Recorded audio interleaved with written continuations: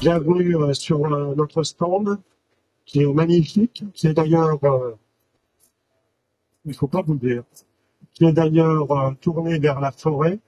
Donc, je suis très heureux de vous accueillir au nom de l'école, mais comme je ne vais pas faire un grand discours parce qu'on n'a pas beaucoup de temps, mais je vais laisser le directeur général et puis ensuite l'ensemble des intervenants prendre la parole. Je vais simplement dire que dans ce salon, eh bien, vous avez un magnifique stand. Vous représentez une très belle école dont je suis très fier.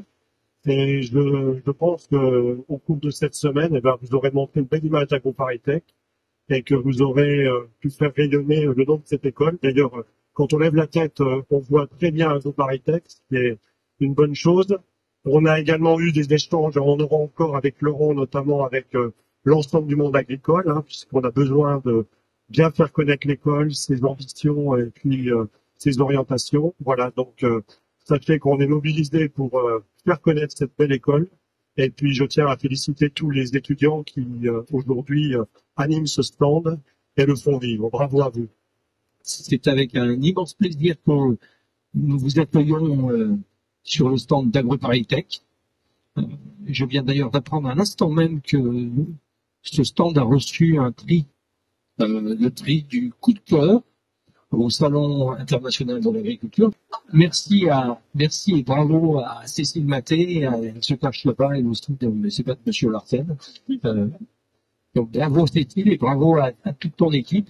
Et puis bravo aussi à nos étudiants qui font vivre ce salon. Et puis bravo aussi à leurs camarades qui font vivre tout le salon au-delà de ce stand. C'est vraiment un très grand plaisir de vous voir réunis en réponse à notre invitation. Je vois plein de visages connus, de visages amis, de visages partenaires, que ce soit des collègues du ministère, les collègues des autres écoles du ministère de l'Agriculture, les collègues d'INRAE, les alumni évidemment qui occupent une place toujours très importante dans AgroParisTech.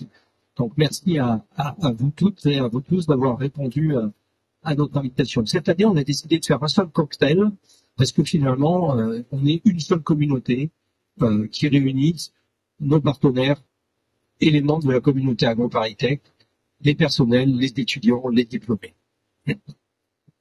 Pour ce qui est passé depuis le dernier salon de l'agriculture, nous avons conforté notre installation à Saclay. Tout n'est pas encore réglé, mais disons qu'on a franchi quelques étapes décisives.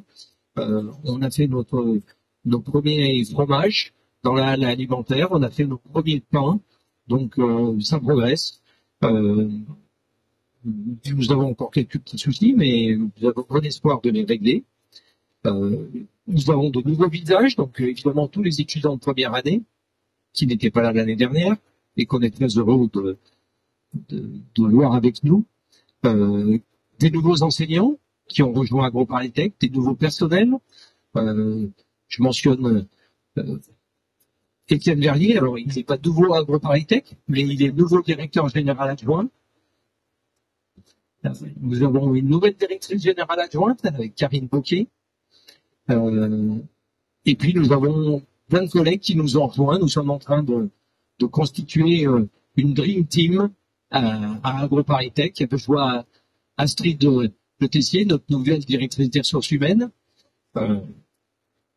Et puis nous avons chez les alumni une nouvelle présidente qui a succédé à Anne Gouillon, donc Marlène Stickel, qui va prendre la parole tout à l'heure avec nous. Et puis un grand changement qui est intervenu au cours de l'année 2023. Notre fondation, la fondation AgroParisTech, est désormais reconnue d'utilité publique.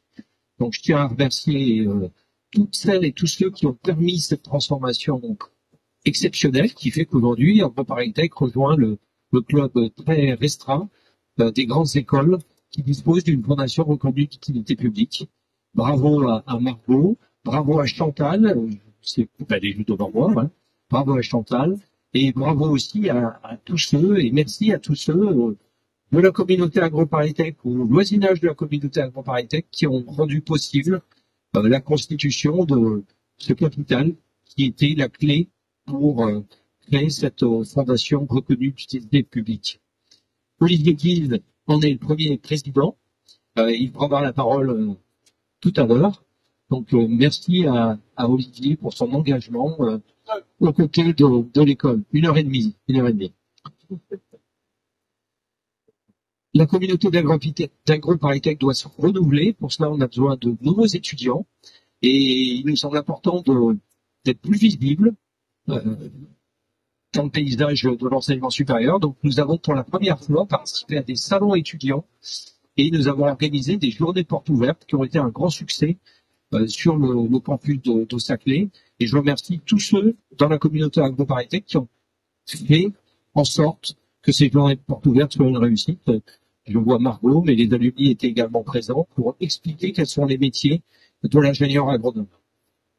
On a d'ailleurs décidé avec les autres écoles d'agronomie et d'agriculture, publiques et privées, de lancer une grande action en faveur de l'attractivité de nos écoles et de nos métiers. Il nous semble important, avec tous les défis qu'on doit relever, de faire une place, la place qui lui revient à l'ingénieur agronome dans ce 21e siècle qui est déjà bien engagé.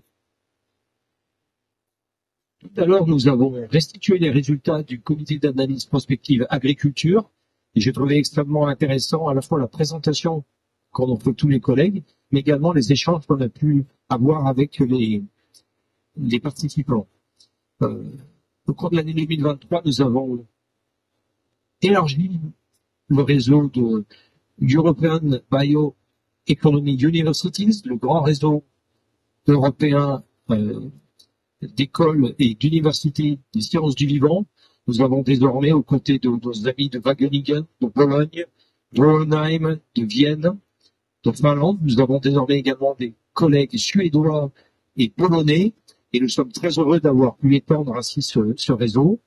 Et puis, sur la ferme de Grignon, nous avons repris nos bâtiments de bioclimatologie, où nous accueillons nos étudiants, où nous accueillons des start-up, et puis, toujours sur Grignon, nous avons un méthaniseur qui est actuellement mis en route et nous espérons procéder bientôt aux premières injections de gaz sur le réseau.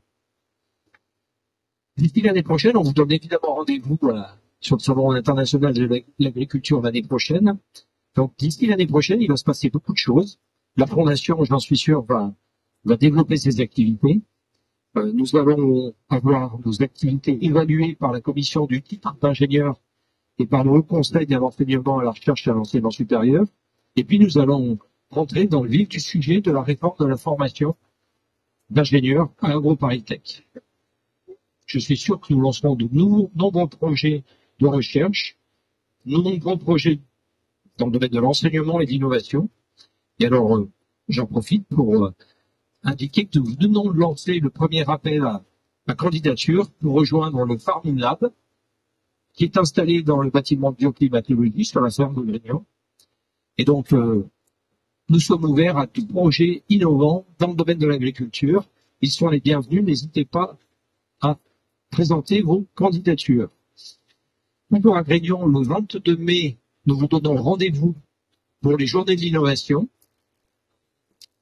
Et nous serons très heureux de vous accueillir sur la ferme d'AgroParisTech pour vous présenter l'ensemble des innovations qui sont développées sur ce site ou en partenariat avec la ferme.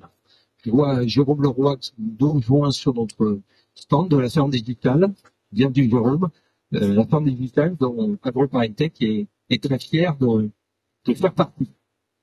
Voilà, j'en ai terminé pour ces quelques mots. À nouveau, vous nous faites un immense plaisir en nous rejoignant ce soir sur notre stand AgroParisTech. Et nous vous donnons rendez-vous à l'année prochaine. Année qui sera placée sous le signe de la forêt, puisque nous fêterons les 200 ans de l'école forestière. Je vais maintenant passer la parole à Marlène, notre nouvelle présidente.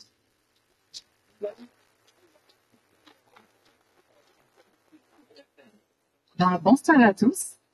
Moi, je suis ravie d'être là aujourd'hui en tant que nouvelle présidente d'AgroParisTech Academy. Donc, j'ai été élue en mai dernier avec tout un conseil d'administration qui a été renouvelé.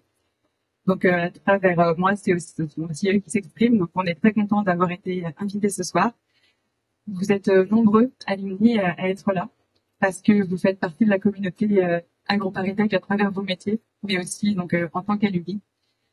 Il y a aussi pas mal d'étudiants, et je sais que souvent en tant qu'étudiant on se demande mais à quoi ça sert les alumni.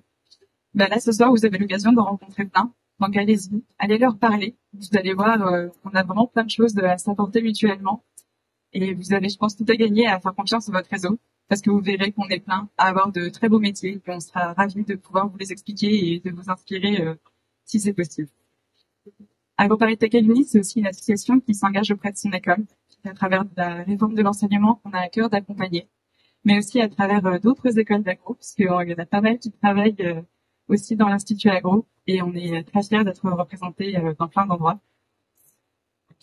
On s'est aussi engagé auprès de la Fondation, puisqu'on est un des membres fondateurs, et on fait beaucoup d'autres actions, avec des conférences, et on a un très bel hôtel particulier qui donne sur la Seine, donc on verra bientôt les Jeux Olympiques, enfin en tout cas la cérémonie d'ouverture et quelques épreuves aussi. Donc vraiment, je vous assure que vous avez tout à gagner à être adhérent de l'asso. Donc si vous voulez porter avec nous des choses qui ont de l'importance pour vous, surtout n'hésitez pas, AgroParisTech Alumni, c'est une association où vous pouvez faire valoir ce en quoi vous croyez. Pour ça, engagez-vous auprès de nous, mettez à jour vos coordonnées, adhérez, soutenez-nous, engagez-vous. AgroParisTech Alumni, c'est vous, c'est chacun d'entre vous, chacune d'entre vous, et c'est ce que vous en ferez. Donc rejoignez-nous. Une fondation, ce sont d'abord des hommes et des femmes, d'abord une équipe de permanents, de professionnels, 5 personnes qui sont toutes là ce soir. Margot Morin-Diacabi, qui est donc la déléguée générale qui a été présentée par Laurent, mais également Emmanuel Drin, qui est le directeur financier, partagé avec la Maison des ingénieurs de l'agro. Vous avez également Rochelle Sengdagala, Julie Grimm et Jeanne Leclerc qui sont toutes là et qui œuvrent vraiment pour vous, pour l'école, sans relâche. Je peux vous garantir que depuis que je suis président, que je vois le travail qu'elles accomplissent, je suis extrêmement admiratif et je suis pas le seul, c'est pas Laurent. C'est très impressionnant. Par ailleurs, une fondation, c'est aussi un conseil d'administration sous sa nouvelle forme, avec 15 membres. Et vous allez voir la puissance de ce conseil, puisqu'ils sont représentés non seulement des gens de très grande qualité personnelle, mais également qui représentent des institutions puissantes, comme l'Office national des forêts, l'Académie d'agriculture, les chambres d'agriculture, évidemment AgroParisTech, évidemment l'Association des alumni, mais également une agence de bassin, et puis l'Agence française de développement qui va nous permettre d'œuvrer à l'international. Vous voyez que la composition du conseil d'administration donne une tonalité de ce que la Fondation a l'ambition de faire. Et j'y reviendrai en une seconde. Enfin, et je dirais que ça n'est pas anodin, je pense que ça plaira à beaucoup d'entre vous, nous sommes Fondation reconnue d'utilité publique et donc contrôlée littéralement par l'État. L'État nous a dépêché, quelqu'un qui est bien connu de l'école, qui est M. Jérôme Copal, j'espère que nous aurons la joie de voir ce soir, et qui a pour mission de surveiller, si vous voulez, que la Fondation travaille bien pour l'intérêt général et dans l'épure de ce qui lui a été délégué. Alors pourquoi l'intérêt général et pourquoi est-ce que l'État est aussi présent? C'est parce que la Fondation lève des capitaux qui sont le produit de la défiscalisation. Simplement pour dire que cette défiscalisation, tenez-vous bien, elle permet de faire des dons à la Fondation avec une réduction d'impôt de 75% sur l'impôt sur la fortune immobilière, de 66% sur l'impôt sur l'IRPP, l'impôt sur le revenu, et de 60% sur l'impôt sur la société. Donc c'est de l'argent qui aurait de toute façon été donné à l'État, mais il y a une part de don quand même réel, qui est le delta de ce que je viens de dire. En revanche, tout le reste, l'État dit, écoutez, je ne le prélève pas et je le laisse à la Fondation. Vous vous rendez compte de la responsabilité que nous avons. C'est de l'argent public en réalité, alors que la Fondation est une personnalité de droit privé. Ça, ce sont des subtilités très importantes. Mais pourquoi? Parce que la Fondation a pour objet, bien entendu, de soutenir l'école. Elle ne s'appelle pas Fondation Tartemol, elle s'appelle Fondation AgroParisTech, mais elle a un objet social beaucoup plus important. Et elle est là pour faire le pont, finalement, le lien entre le monde académique et le monde économique, entre le monde public et le monde privé. C'est un confluent. C'est extrêmement important. Et aujourd'hui, et depuis 10 ans qu'elle existe, avec le travail extraordinaire qui a été fait par Chantal, par Sylvie, J'ai oublié de citer le bureau, qui est un organe très important, je y reviendrai une seconde, parce que le prédécesseur de Stelvig et Jean-Pierre Deprieux, ce travail a donné naissance aujourd'hui non seulement à la distribution de bourses pour les étudiants boursiers, des boursiers d'État, qui ont besoin d'argent pour faire leurs études, mais également pour des étudiants qui portent des projets exceptionnels, extraordinaires, tant sur le plan humanitaire que sur le plan de création d'entreprises. On a vu des créations fantastiques qui sont issues, qui ont été soutenues par la Fondation depuis 10 ans. Et vous avez également, alors là, c'est très impressionnant, et je suis obligé de prendre mon téléphone, c'est ce que je mettais à jour en écoutant Laurent tout à l'heure. Je vais vous citer quand même les chaires de recherche scientifique qui sont financées par la Fondation. Vous allez voir que les domaines sont incroyables. Agriculture et numérique, agricultures urbaines, alimentation, nutrition et comportement alimentaire, comptabilité écologique, cosmétologie, emballage alimentaire, méthanisation agricole, territoires et transitions, et à venir, génie civil écologique, ruralité et biodiversité. Vous voyez la diversité des domaines qui sont traités par la Fondation et qui sont tous aussi importants l'un que l'autre, et que nous avons réunis d'ailleurs dernièrement avec le bureau autour d'une bonne table, Quai Voltaire, merci Marlène de nous avoir prêté les locaux, pour parler de leurs problématiques, de leurs attentes, également de leur permettre de davantage parler entre elles, parce qu'ils ne sont pas forcément localisées au même endroit. Et on a une soirée absolument exceptionnelle. Je l'ai dit, quand on entend les gens qui parlent de ce qu'ils font avec passion et avec talent, ce sont, je dirais, des grands professeurs. Vous les écoutez, puis vous êtes ébahis par la qualité du travail. Et je pense que c'est ça que la Fondation doit mettre en valeur. Alors, je voudrais terminer pour remercier nos partenaires, sans qui tout ça n'existerait pas. Alors, tout ce que je vous ai cité là, c'est pas mal de dons de nos anciens, ça pourrait être mieux. Je vais lancer un petit concours en disant, regardez, réfléchissez, donnez un peu, puis un peu plus, puis encore un peu plus chaque année, vous verrez que vous ne le regretterez pas. Réfléchissez à ce que l'État, entre guillemets, vous prend, pour ceux qui estiment que c'est un chapardage, mais réfléchissez à le donner à des causes que vous soutenez profondément, en fait. Alors, il y a plein d'autres causes à soutenir, mais celle-ci, elle est très proche de vous. Je parle aux étudiants qui un jour seront en position de donner, et je parle aussi et surtout aux alumni qui, eux, sont déjà en position de donner. Soyez généreux. Rendez à l'agro ce qu'elle doit donner. Ce n'est pas un geste naturel, je dirais. Et on remarque que quand les gens ont fait une école publique, ils donnent moins en retour à leur école quand ils ont fait une école privée qui leur a coûté une blinde. Je vous donne un chiffre.